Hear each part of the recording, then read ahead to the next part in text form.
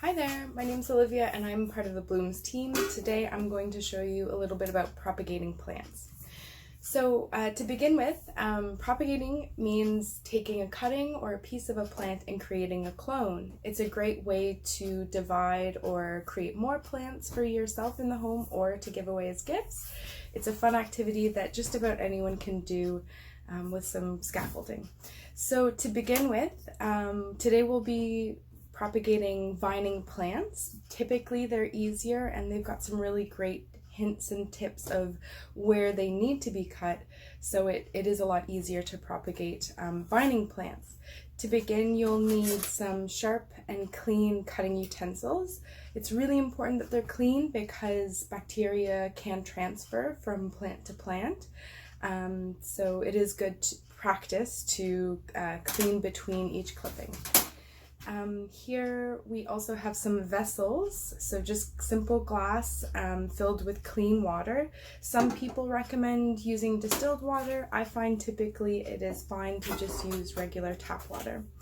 I like using clear glasses to put them in, the clippings in, because you can see the root growth. So I'll just show you an example here.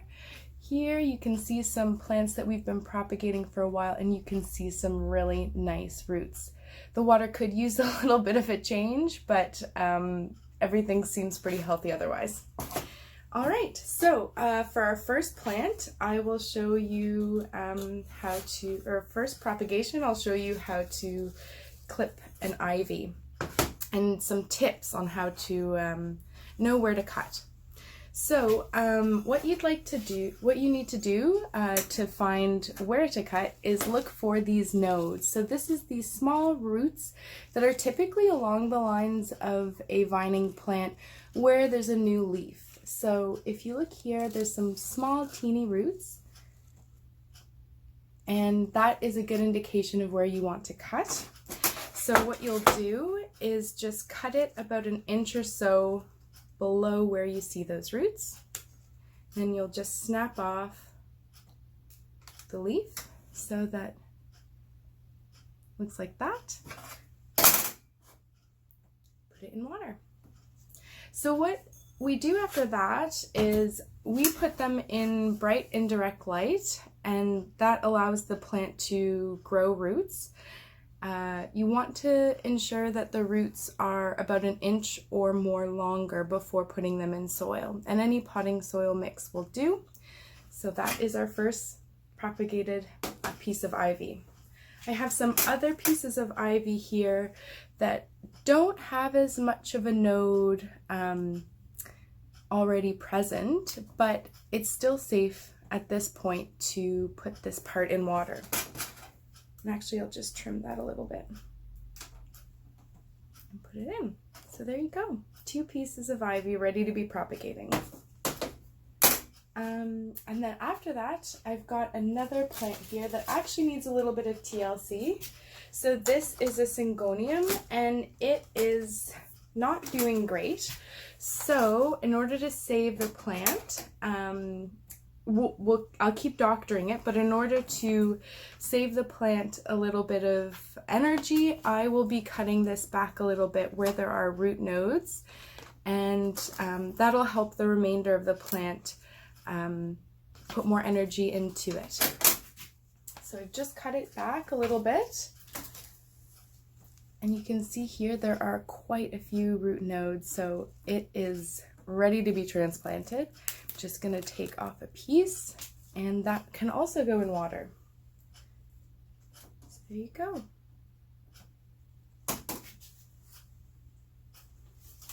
Another one that I was thinking about propagating today is the Monstera Addisonii.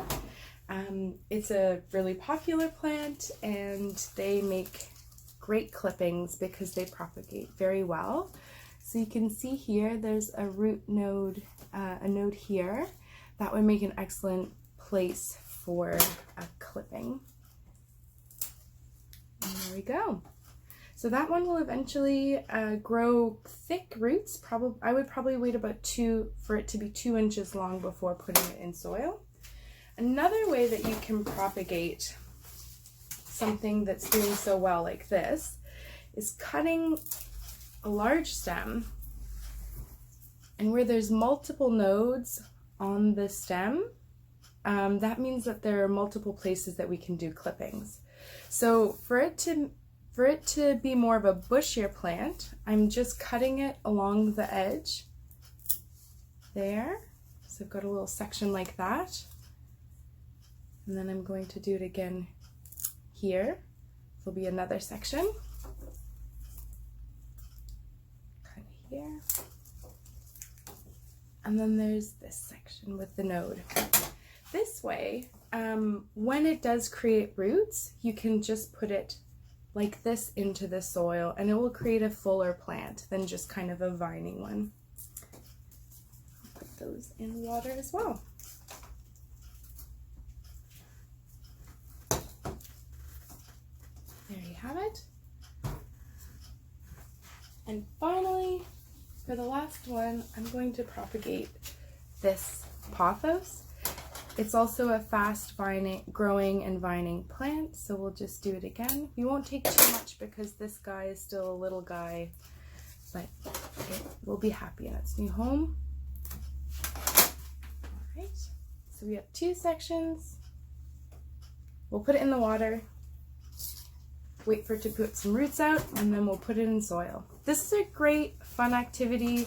Allows you to kind of look at your plants, monitor its health, check out how it's doing, and just create more plants for your home or for friends or family. They make great gifts, as I've mentioned, and it's just kind of nice to work with plants. All right, thank you so much and have a great day.